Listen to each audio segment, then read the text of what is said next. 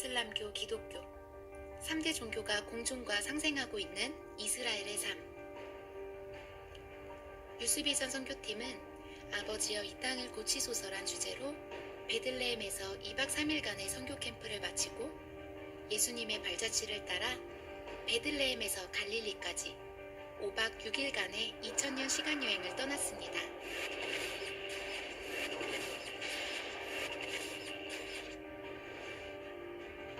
예수님의 이야기는 작은 마을 나사렛에서부터 시작합니다. 나사렛은 구약에도 등장하지 않는 무명한 도시입니다. 마리아에게 천사가 나타나 구원자 예수 그리스도가 나실 것을 말해줍니다. 두려워하지 말아라 마리아야. 그대는 하나님의 은혜를 입었다. 보아라, 그대가 잉태하여 아들을 낳을 터이니 그의 이름을 예수라고 하여라. 천사가 마리아에게 수태 소식을 전했다는 수태고지 교회를 방문하고 요셉의 일터도 방문했습니다.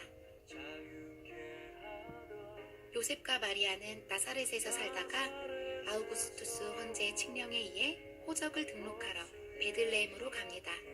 그리고 그곳에서 마리아는 예수님을 낳습니다. 탄생기념교회는 지금도 수많은 순례자들이 예수님이 태어나셨다는 자리를 보기 위하여 방문을 하고 미사와 예배를 드립니다.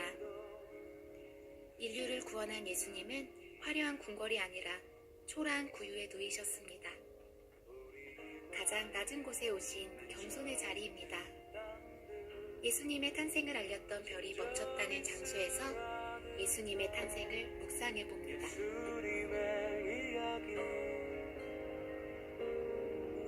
그때 목자들이 들에서 양을 지키고 있는데 천사가 나타나 구주가 나셨음을 알립니다. 두려워하지 말아라. 나는 온 백성에게 큰 기쁨이 될 소식을 너희에게 전하여 준다. 오늘 다윗의 동네에서 너희에게 구주가 나셨으니 그는 곧 그리스도 주님이시다.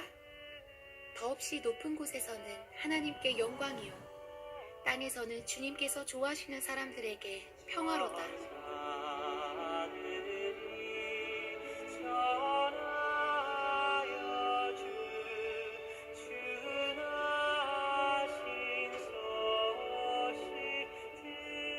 뿌리에 나오는 가지라는 표현의 이 가지가 히브리어로 네제르라는 거예요. 나사렛이 히브리어로 뭐냐? 나제레, 이세 가지, 그리고 뿌리에서 나오는 가지라는 말은 곧 이세에서 나온 가지이기 때문에 이세 가지는 누구냐? 다윗이잖아. 그럼 다윗의 후손으로 등장한 자는 어디에 살아야 되느냐? 베들레헴이 아니라 나사렛에 살아야 된다. 거기에 나오는 가지라는 단어를 갖고 와서 이것이 예수님이 나사렛에 사는 이유다라는 거예요.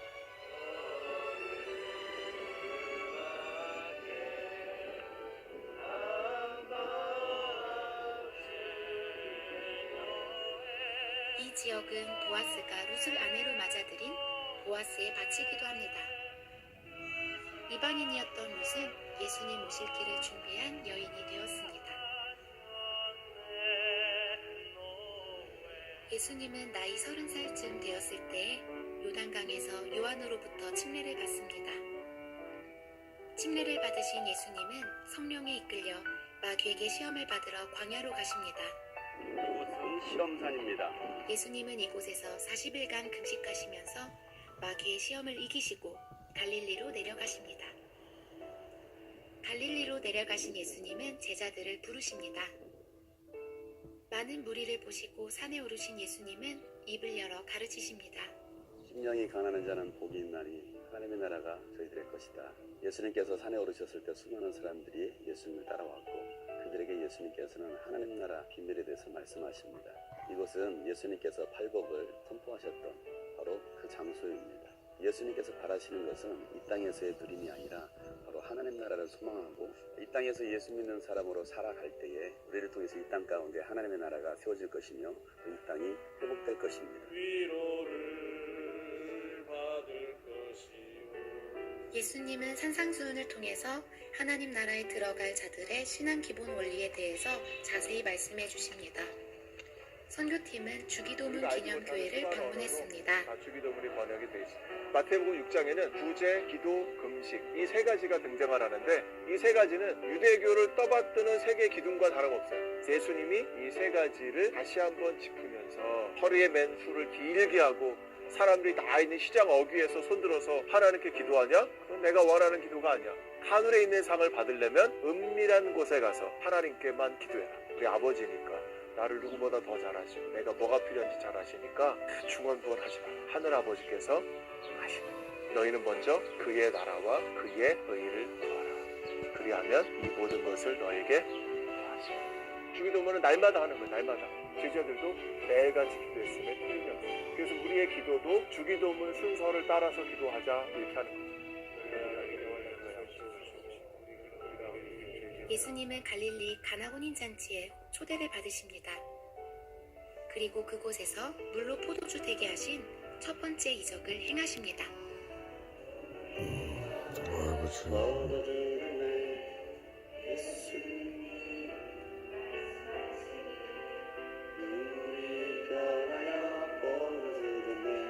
가나 혼인잔치에 예수님께 초대받으셔서 가셨지만 가장 중요한 포도주가 떨어졌었죠. 여인아 나와 무슨 상관이 있느냐. 마리아가 하인들에게 예수님께서 뭐라고 말씀하시든지 그대로 하라라고 이 물이 변화의 포도주가 되는 그 기적을 경험한 사람이 누구라고 했죠?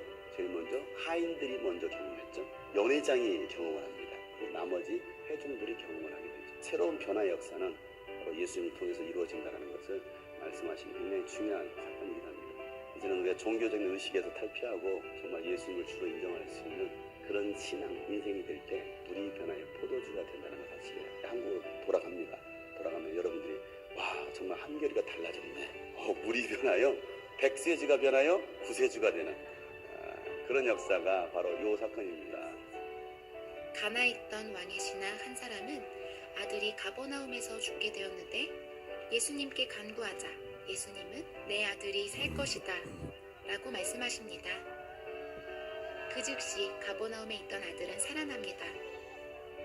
이것이 예수님께서 행하신 두 번째 이적이었습니다. 예수님은 가버나움에서 베드로 장로의 열병도 고쳐주십니다.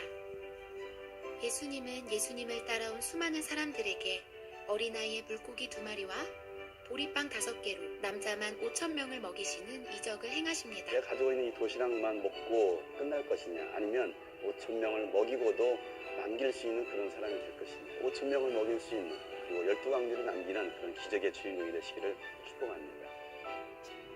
예수님은 베드로와 요한과 야고보를 따로 데리고 기도하시기 위해 산에 오르십니다.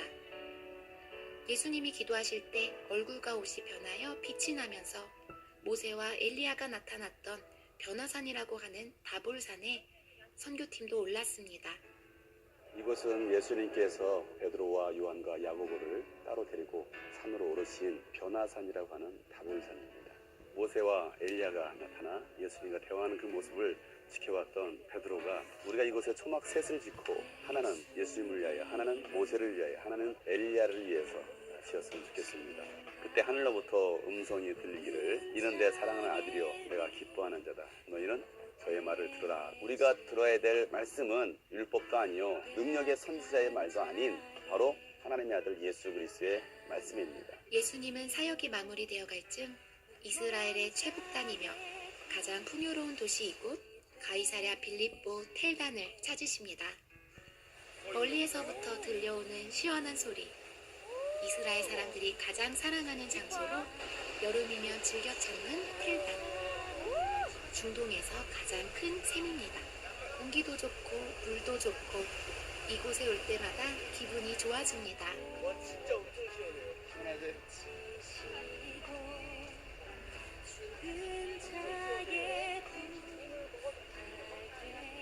먹어도 돼요. 진짜 깨끗하다.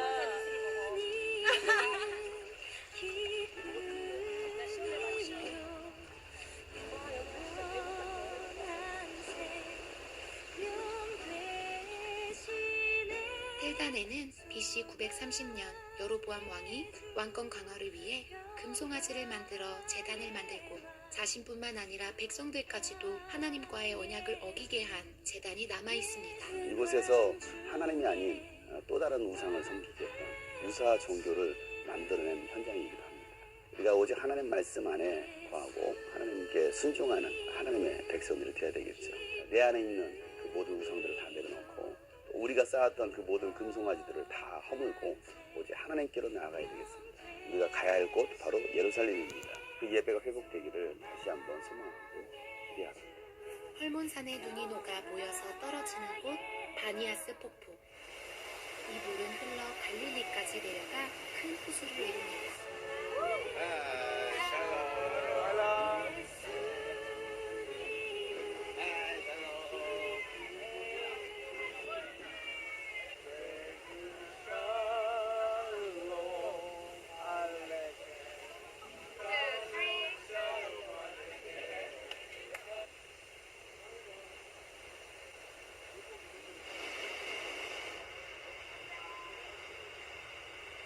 예수님 당시 헤롯 빌립은 텔단이 있는 이곳 가이사랴 빌립보를 수도로 만들기 위해 요단강의 수원지가 있는 이곳에 풍요와 다산의 신인 판을 위한 신전과 로마의 황제 아우구스투스 신전을 세웠습니다. 예수님은 제자들을 데리고 이곳을 찾으신 것입니다. 이 신전들이 세워진 이곳에서 가이사랴 황제가 신이 되어 있는 것이죠. 가장 풍요로운 도시입니다. 굳이 예수님이 필요하겠느냐? 너희는 나를 누구라고 하느냐라고 물어보는 겁니다. 이 수많은 신들 앞에서 주는 그리스도시요 살아계신 하나님의 아들이십니다라는 이 고백, 목숨 걸고 할 수밖에 없는 고백이죠. 모든 것들을 다 내려놓고 내가 예수님의 제자의 삶을 살겠습니다라고 과연 고백할 수 있겠느냐? 그 신앙 고백 위에다가 이 반석 위에다가 나의 교회를 주님의 교회 세우겠다라고 말씀하시죠. 그럴 때 음부의 권사가 이기지 못할 것이다라고 말씀하시죠. 저는 그리스도시요 살아계신 하나님의 아들이십니다. 예수님 한 분만으로 나의 모든 예수님이 아닌 다른 신들을 찾고 있지는 않습니까? 풍랑이 일었을 때 갈릴리 호수를 잠잠케 하셨던 예수님. 물 위를 걸어오시는 예수님을 보며 유령이라고 소리쳤던 제자들. 예수님 사역의 대부분을 보내신 이곳 갈릴리 호수를 배를 타고 다니시며 잃어버린 영혼을 찾아 구원하십니다. 선교팀도 예수님과 제자들처럼 배에 오릅니다. 그리고 예수님의 숨결을 느껴봅니다.